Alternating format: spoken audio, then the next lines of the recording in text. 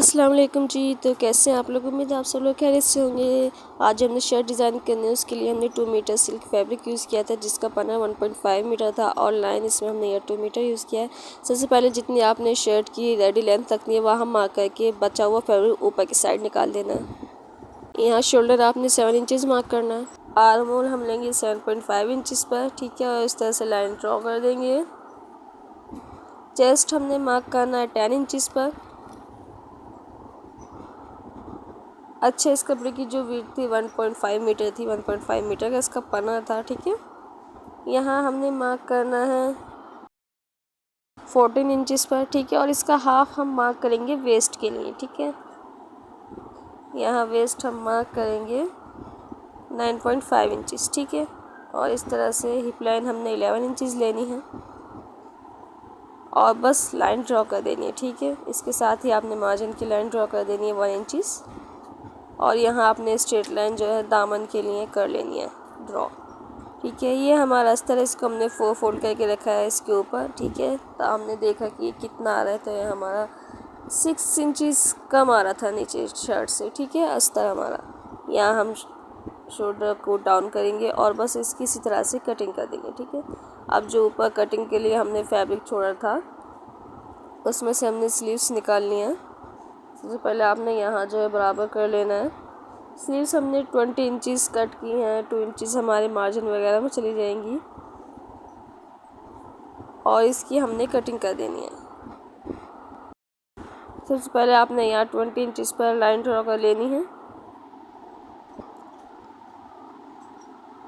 उसके बाद फिर आर्म होल के लिए आपने यहाँ 4 इंचज़ मार्क कर लेना है और इस तरह से लाइन ड्रॉ करके यहाँ फोल्ड के लिए आपने लाइन ड्रॉ कर लेनी है, इतना आपने फोल्ड कर लेना है।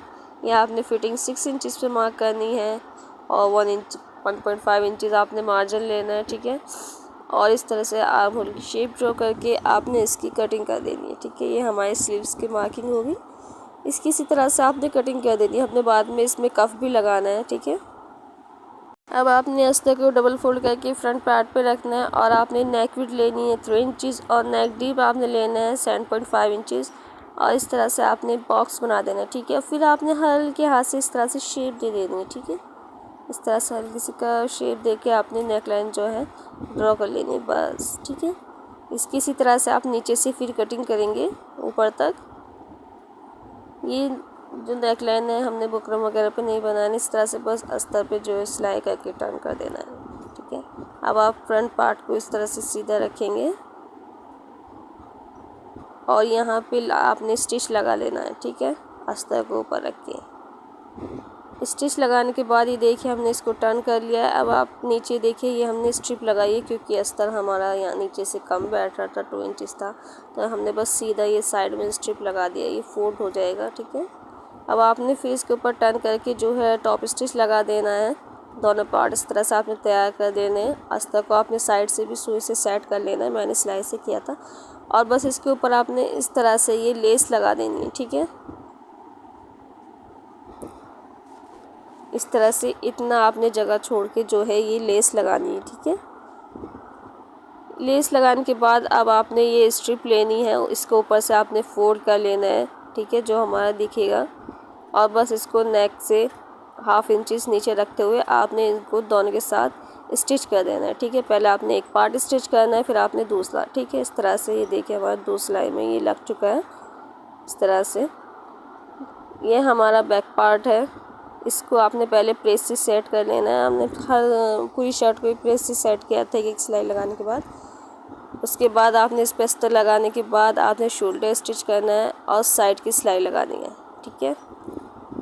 अस्तर की जो है बैक पार्ट का जो है हमने बैक नेक लाइन भी जो है 4 इंचज़ डीप रख के जो इसमें स्ट्रिप लगा ली थी, ठीक है। ये देखिए ये हमने सिलाई लगा ली है। अब हमने स्लीव्स तैयार करनी है। स्लीव्स में हमने जो है 4 इंचज़ का जो है एक कफ लिया है, ठीक है। इसको हम उल्टी साइड रख के स्टिच लगाएंगे और सीधी साइड इस तरह से टर्न कर देंगे, ठीक है। अब हमने यहाँ सिलाई लगानी है, ये देखिए इस सिलाई लगा ली है, नीचे भी हमने सिलाई लगा ली है। अब इसके ऊपर बस इस तरह से आपने लेस लगानी है, ये देखिए हमने लेस लगा ली है। अब आपने इसकी फिटिंग की सिलाई लगानी है और शर्ट के साथ स्टिच करना है, ठीक है, यहाँ इस तरह से। स्टिच करने के बाद हम इसको नीचे से फोल्ड करेंगे। पहले आपने जो है दामन को फोल्ड करना है इस तरह से, ठीक है, इस तरह से। और फिर आपने जो है चाक को फोल्ड करना है, ऊपर सिलाई से आपने बराबर लेके बस इसको अंदर की साइड जो आपने फोल्ड कर लेना है। कच्ची सिलाई आपने इसमें लगानी है क्योंकि हमने इसमें तुरपाई करनी थी। अब हमने कुछ सीक्वेंस, सितारे और स्टोन्स इसमें यूज़ करने हैं, ठीक है। पहले आपने बस इस तरह से इसमें मार्किंग कर लेनी है। मैंने 1 इंच के गैप से पूरी शर्ट पे जो है मार्किंग कर दी है, ठीक है ना, इस तरह से स्टोन के लिए। और इस तरह से आपने ग्लू लगा के इसमें जो है सितारे लगाने हैं, ठीक है। सितारे लगाने के बाद हमने इसमें बीच में जो है स्टोन रखना है। पहले हमने पूरी शर्ट पे सितारे लगाने हैं पास पास, क्योंकि जो ये डिज़ाइन था उसमें ये पास पास लगे हुए प्यारे लगते, ठीक है। इस तरह से पूरी शर्ट पे लगा लेना है और स्लीव्स के इस तरह से बॉर्डर पे भी आपने लगा लेना है।